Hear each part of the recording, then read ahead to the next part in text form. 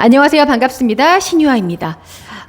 이 국공립 어린이집 원장 면접에서 많이 나오는 질문 중에 하나는요, 바로 민원에 대한 이야기입니다.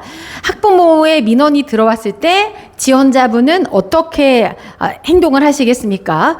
혹은 과거에 민원이 들어왔던 경험이 있다면 이야기를 해보세요. 이런 것들인데, 이제 사실 여러분, 민원을 받는 게 좋은가요? 안 받는 게 좋은가요? 안 받는 게 좋죠. 그렇죠? 그런데 면접관들은 물어봅니다. 민원 해결했던 경험. 그러면은 이거를 이야기를 해야 될까요? 말아야 될까요?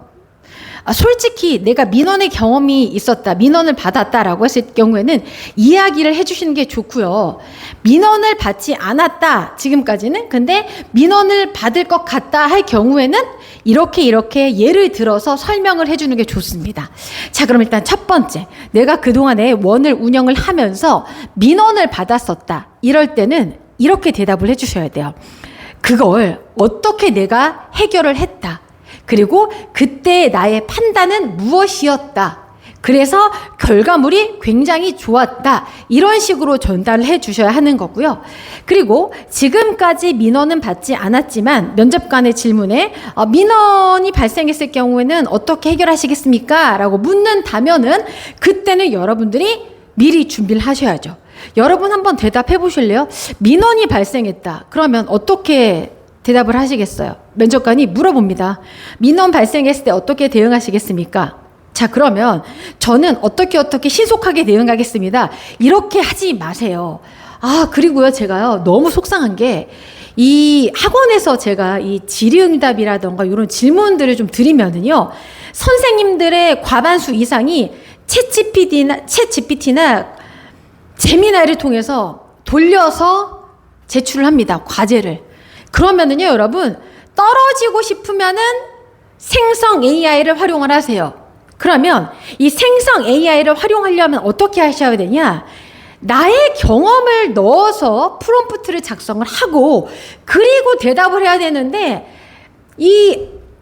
정말 요즘에 교육받고 계신 분들이요, 공통점을 발견했습니다. 공통점을. 제가 어떤 질문을 드리잖아요? 그러면은 첫 멘트가 따다다다다다다다 생각합니다 라고 나와요. 그러니까 모든 답변에 민원이 발생했을 경우에는 어떻게 하시겠습니까? 민원 발생해서 저는 가장 중요한 건 소통이라고 생각합니다. 또 어떤 질문이 나왔을 때는 저는 이래서 뭐뭐라고 생각합니다. 그게 반복적으로 되더라고요. 자, 여러분, 생각합니다는 자신이 없는 거예요. 그냥 그렇게 하겠습니다라고 말씀을 하셔야 돼요. 아시겠죠? 그럼 다시 본론으로 돌아와서 이 민원에 대해서 내가 아직 겪어보지 않았는데 어떻게 하시겠습니까? 라고 이제 물어봤을 경우에는 민원의 종류에 따라서 다르잖아요. 이게 어떤 아이에 관계된 민원인지, 교사에 대한 건지, 원 안에 어떤 시스템의 문제라든지, 그러면 그것들을 구체적으로 생각을 해본다는 그런 마인드로 답변을 해주셔야 하는 거예요. 아시겠죠? 요 근래 민원 해결에 대한 질문이 많이 나옵니다.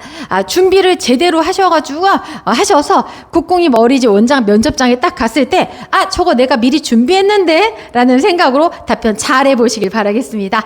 신유아의 뉴스피치 채널 좋아요, 구독, 알림 설정 부탁드리고요. 저는 다음 영상에서 또 인사드리겠습니다. 여러분, 제미나이, 챗GPT 좋은데요. 너무너무 적극적으로 활용하지 마세요. 아시겠죠?